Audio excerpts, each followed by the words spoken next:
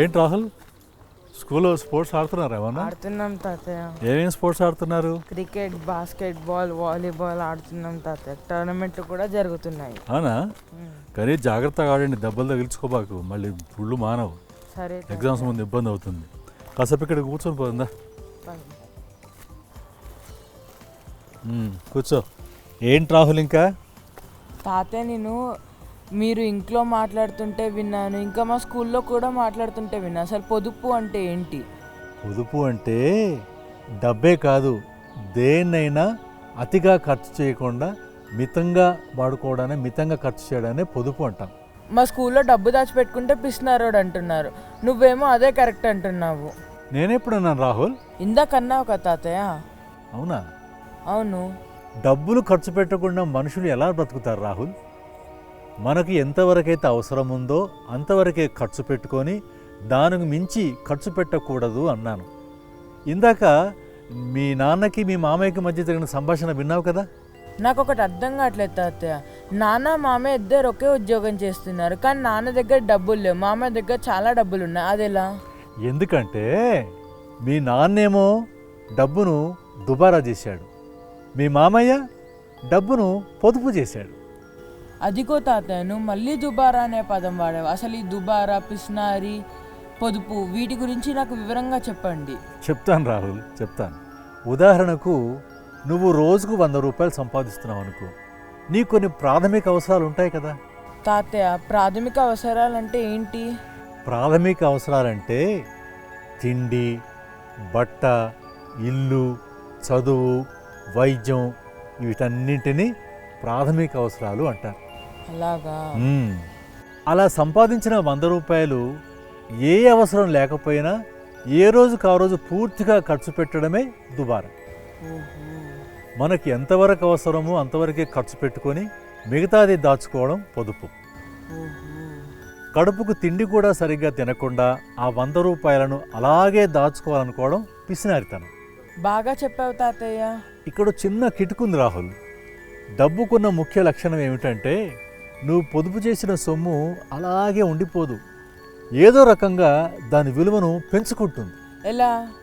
ఎలాగంటే నువ్వు పొదుపు చేసిన సొమ్ము నీ దగ్గరే ఉంచుకో కదా, ఎక్కడో తీసుకెళ్ళి పెట్టుబడి పెడతావు, అది అలా పెరుగుతూనే ఉంటుంది. అంతేకాదు, బ్యాంకులో దాచుకున్నా కూడా దాని మీద నీకు వడ్డీ లభిస్తుంది. అరే, ఇదేదో బాగుంది, కానీ జీవితాంతం ఇలానే పొదుపు చేయాలా తాతయ్య? మంచి ప్రశ్న వేసావురా. ఇందాక చెప్పాను కదా, డబ్బు అనేది ఊరికే ఉండదు, అది పెరుగుతూనే ఉంటుంది. ఉదాహరణకు నీకు వచ్చే 100 రూపాయల్లో 50 రూపాయలు ఖర్చు పెట్టి 50 రూపాయలు పొదుపు చేసావనుకో, సంవత్సరం తిరిగేసరికల్లా నువ్వు పొదుపు చేసిన డబ్బు మీద అదనంగా డబ్బు వస్తుంది.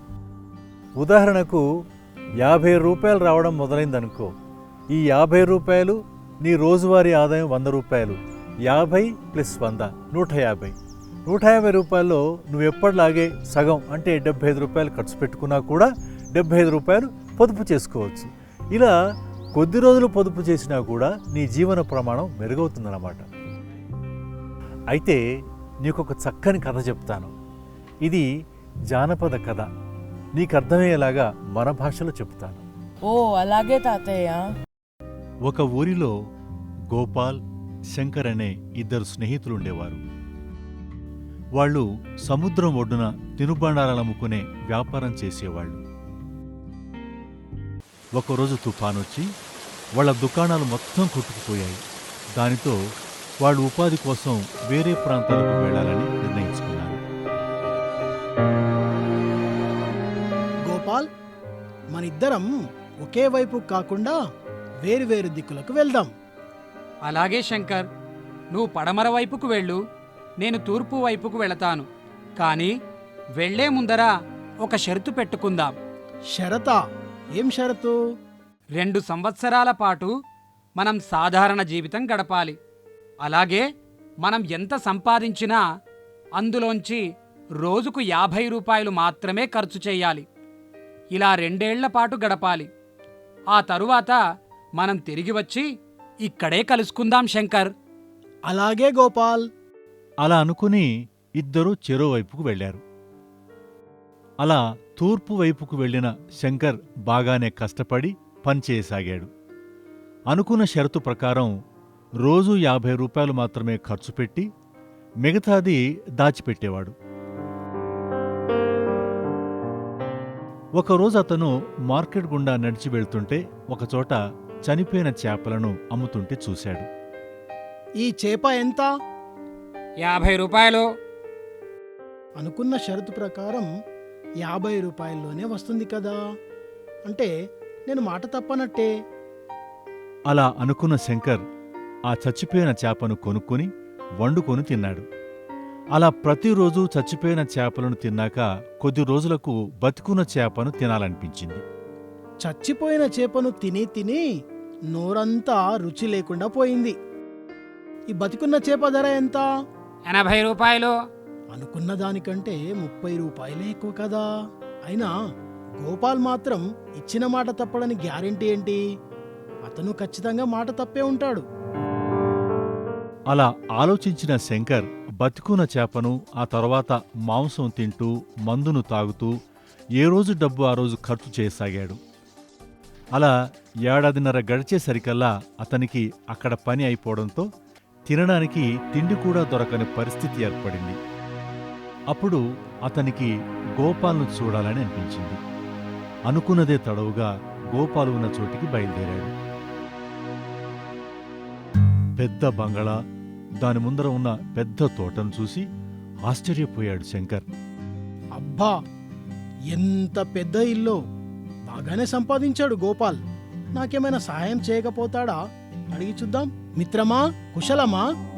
కుశలమే మిత్రమా. ఎలా ఉన్నావు? నా ఆర్థిక పరిస్థితి ఏమీ బాలేదు. ఆర్థికంగా బాగా చితికిపోయాను గోపాల్.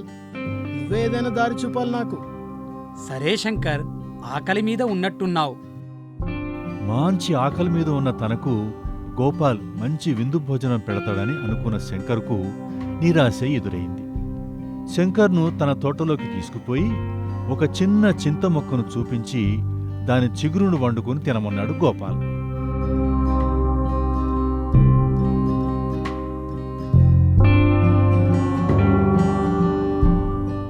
మిత్రమా, ఇదిగో ఇక్కడ చింతమొక్క ఉంది, చూశావు కదా?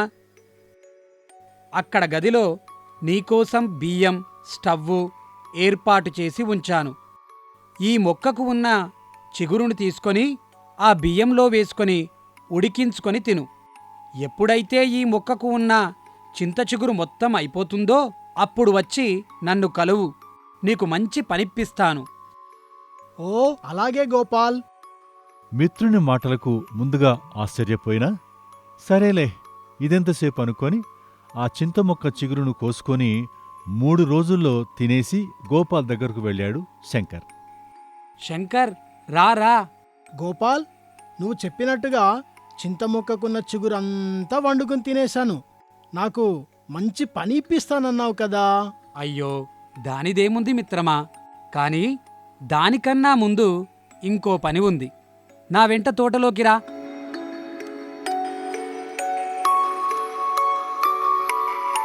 మిత్రమా, ఆ మొక్క ఆకులు ఎలా అయితే వండుకొని పూర్తి చేశావో అలాగే ఈ చెట్టుకున్న ఆకులను కూడా రోజూ వండుకొని తిను. ఈ చెట్టు ఆకులు కూడా పూర్తిగా అయిపోయాక నా దగ్గరకు రా. నీకు చాలా ధనాన్నిస్తాను, మంచి పని చూపిస్తాను. చింతమొక్క చిన్నది కదా, దానికున్న చిగురును తొందరగానే పూర్తి చేయగలిగాడు. కాని చింత చెట్టుకున్న ఆకులను ఎంత కోసి అన్నం వండుకొని తిన్నా మర్నాటికల్లా అంతకు రెట్టింపుగా కొత్త చిగురు వచ్చేది. అలా చాలా రోజులుగా తిన్నా చింత చెట్టు ఆకులు కొంచెం కూడా తగ్గలేదు.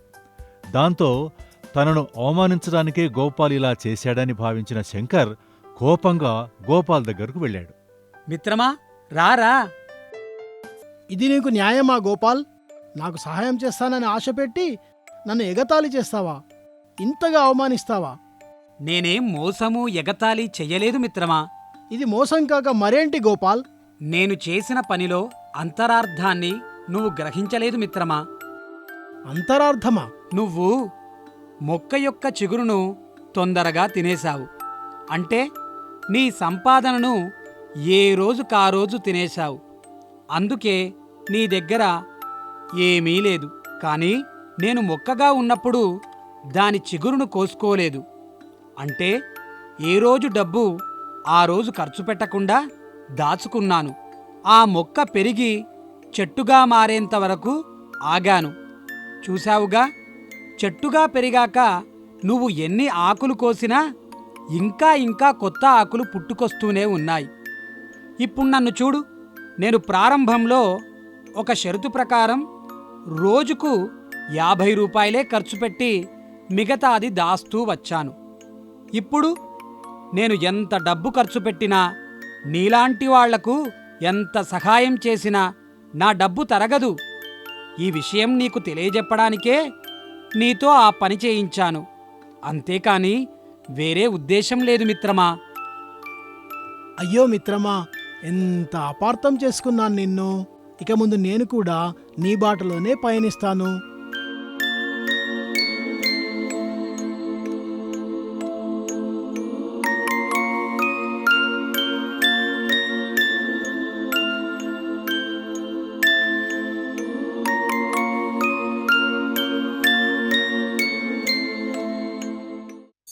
ఆహా, ఎంత చక్కటి కథ చెప్పారు తాతయ్య. ఇప్పటి నుంచి ఎవరైనా డబ్బు ఇస్తే నేను వృధాగా ఖర్చు పెట్టాను, దాచుకుంటాను.